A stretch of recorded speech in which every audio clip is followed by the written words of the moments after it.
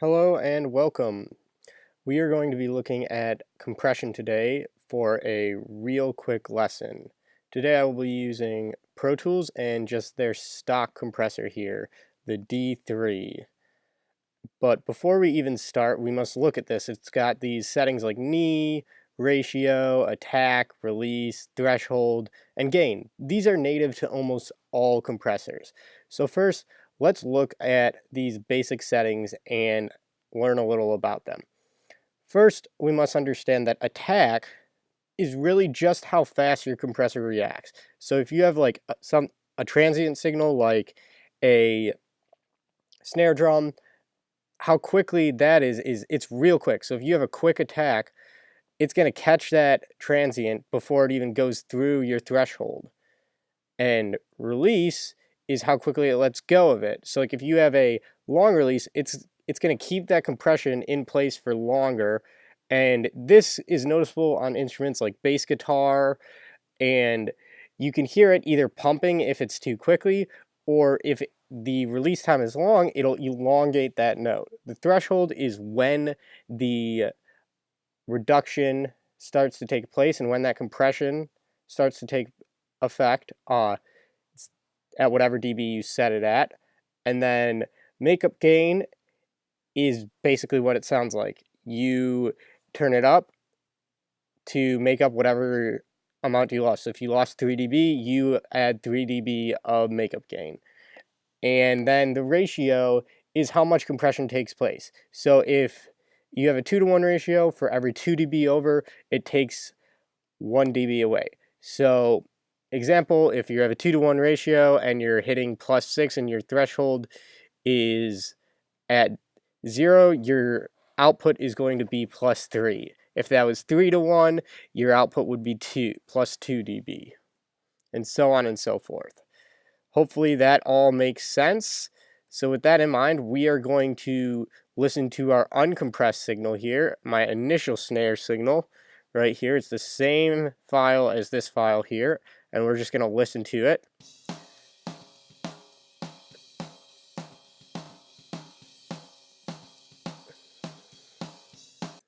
So you hear that's basically just a regular snare. It's got a bit of leakage in it.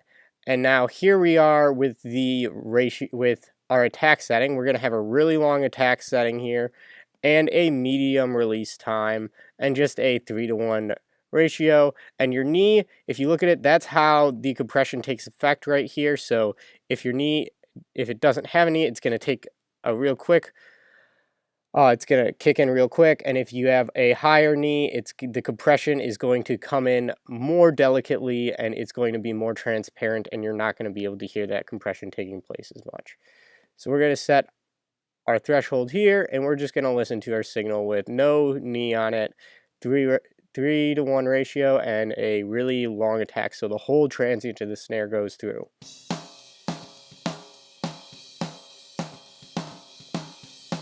See, I'm just taking off 1 dB here. Let's bring it up. Hear that change there? That was a really extreme example for you there, so you could hear it taking effect. We're going to turn up the knee here and dial back the threshold.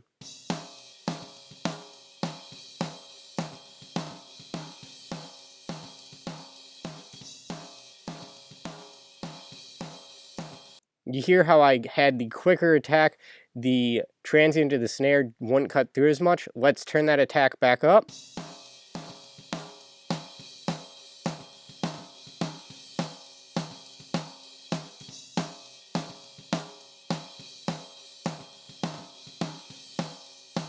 So we're getting like 3 dB of reduction here. Let's try and get this released so that it's in time with our song, with our tempo of that snare hitting.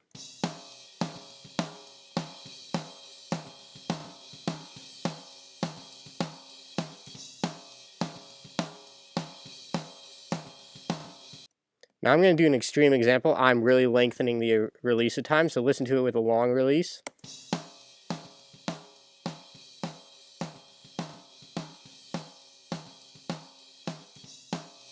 Quick release. Long release.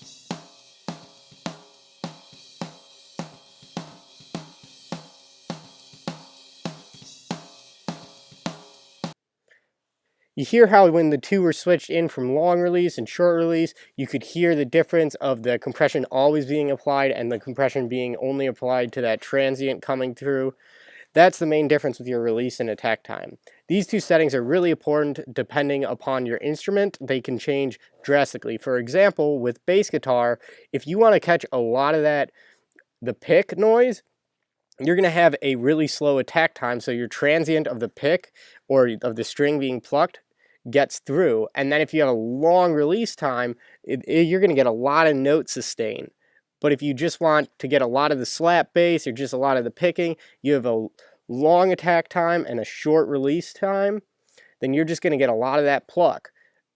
And then if you don't want any of that string plucking to come through, you're going to have a really short release time. So you can extrapolate these for the different instrument and wherever you see fit. Now, one thing that's pretty important is your ratio here and your knee. So I'm going to do two extreme examples of your knee here for you with a moderate setting on our attack and release here. No knee. Lots of knee. None.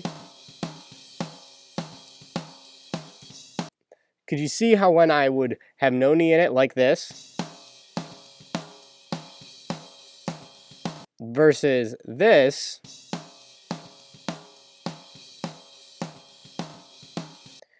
the version that had a higher knee value was more easy with the compression coming in and you couldn't hear it as much.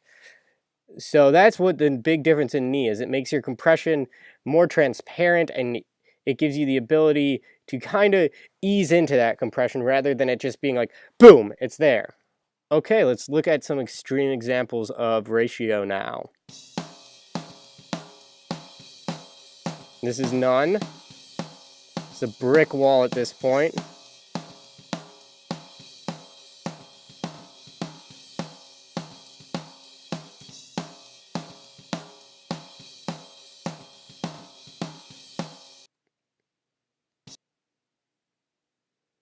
Okay, so from there you can see that when I had it brick walled like this, so that basically nothing comes through, that it's always at this value right here at negative 24 dB.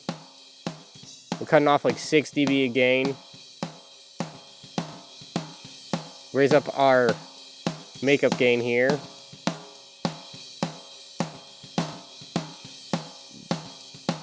This versus this.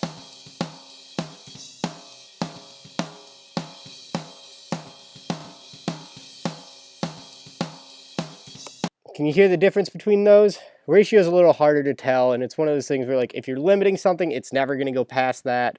And if you have a lower ratio, it's going to take a little less away and it could be a little cleaner compression. So with all that in mind, I'm going to stop this video because that was just the basics of compression. If you subscribe to my channel, you will learn more about compression, anything from sidechaining compressors to ducking to multi-band compressors and de-essers. So subscribe if you want to see more, like it if you like it, or don't. That's 100% up to you.